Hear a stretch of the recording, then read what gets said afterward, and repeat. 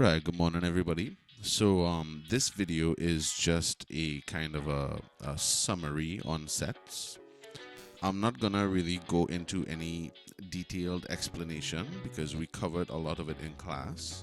So the purpose of the video is to just kind of go over everything, remind you guys of everything, do an example, just to refresh your memory. And of course, if you all have any questions, you all could please feel free to ask in class, or you could even comment on the Edmodo. So let's get this going. When we look at sets, the first thing that we have here, let's consider this U equals the set of, remember the curly brackets are actually read as the set of. So U equals the set of months in the year. So U is our universal set, and then we have subsets of the universal set. So we have the set J, and J equals the set of months that begin with the letter J. That's pretty straightforward. We have the subset M. M equals the set of months beginning with the letter M. And then we have the subset D, which equals the set of months with 30 days. Now, you see how we wrote these in English sentences? Well, this is called the set builder form.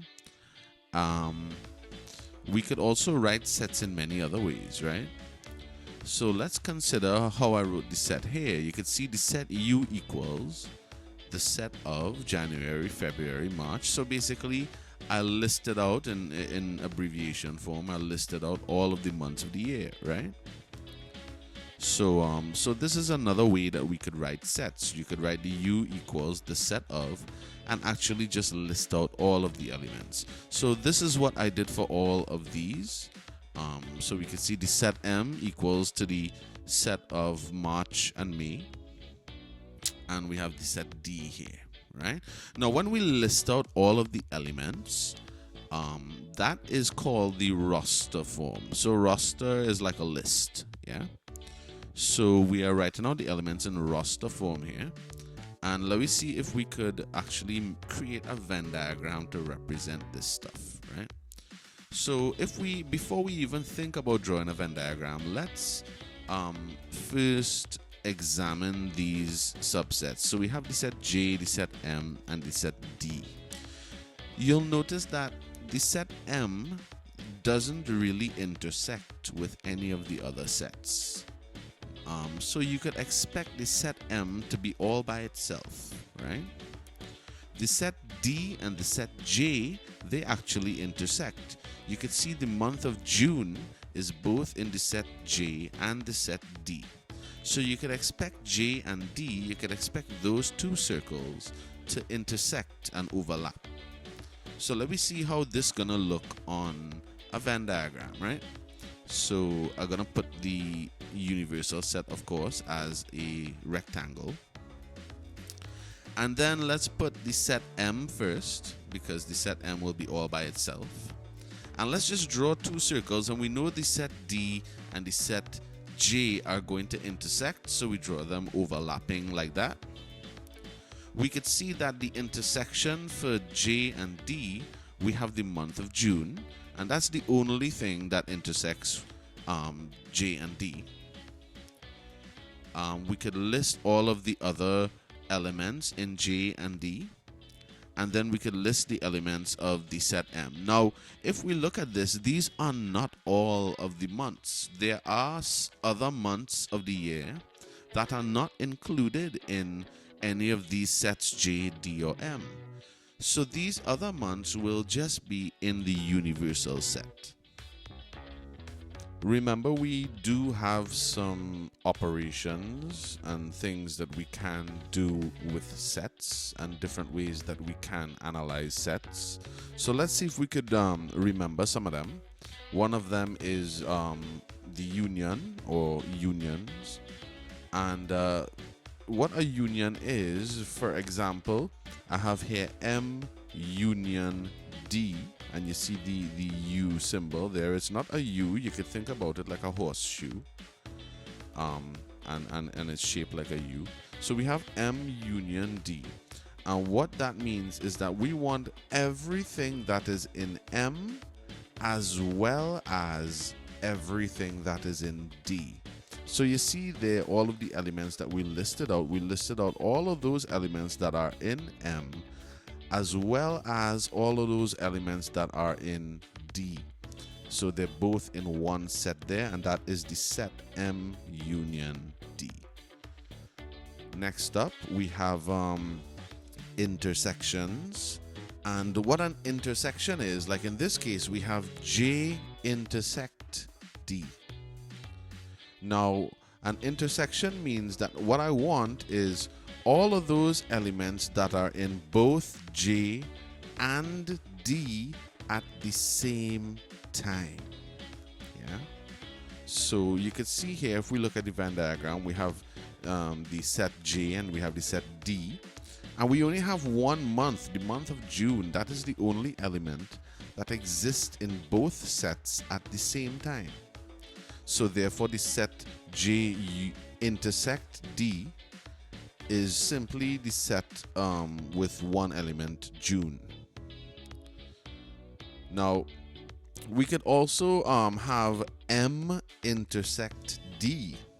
And as you could see from the Venn diagram, M does not intersect D at all. There are no common elements between M and D. So therefore, we could see here that the set M intersect D is actually an empty set.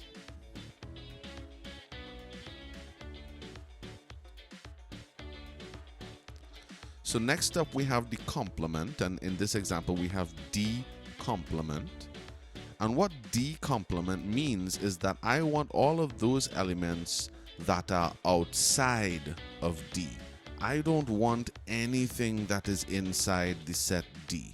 So I want all of those elements except those that are in the set D, right? So if we could check those list of elements there, we'll see that none of those elements are in the set D. The set D has June, April, September, November, and those elements are not in this set. This set has the set of every other element except what is in D. So that's what a complement means, that we want everything that is outside of the set. Now, we could do some tricky business when it comes to combinations, especially with complements. In this example, I have J union D union M.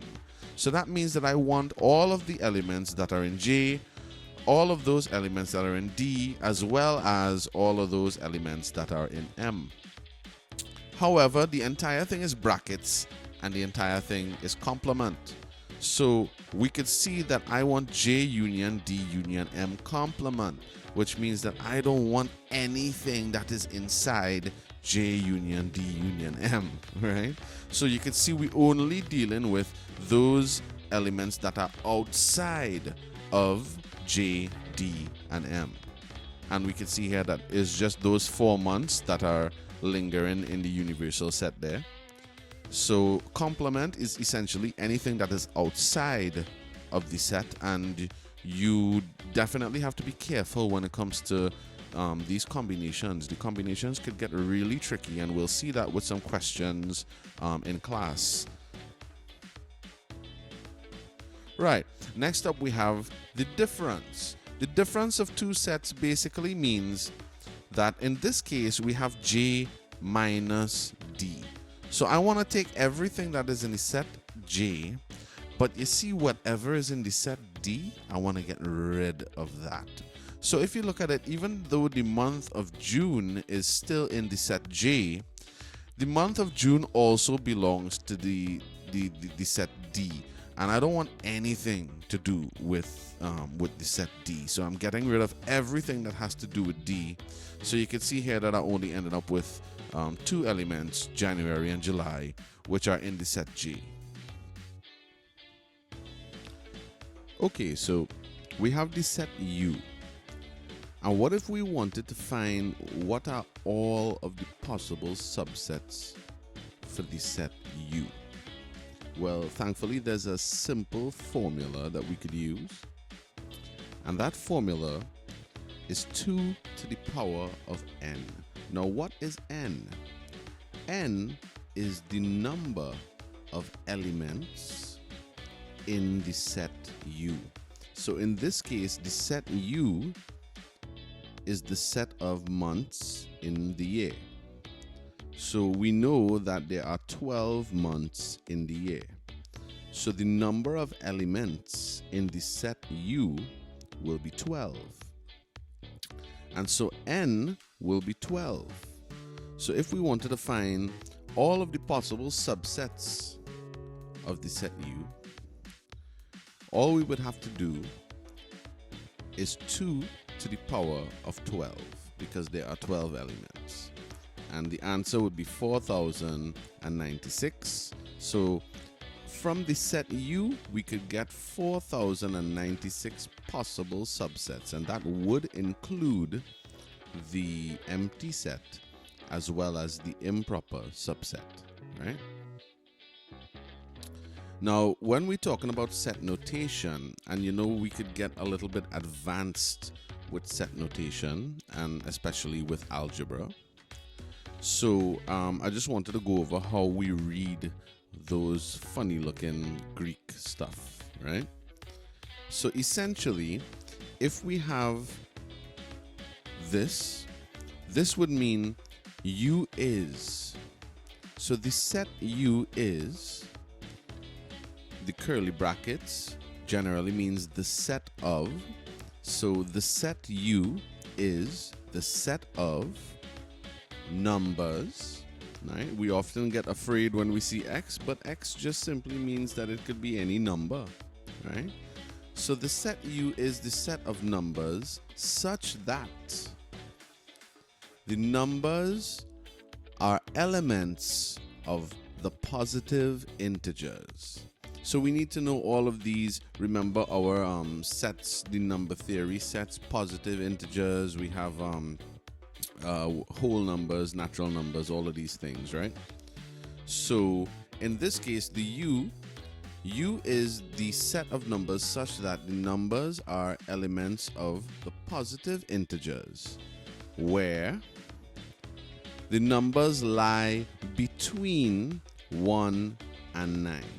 Right? So here they give us a range, because the set of positive integers, that is pretty much from 0 straight till infinity. Well, from 1 till infinity, because 0 is neither positive nor negative, right?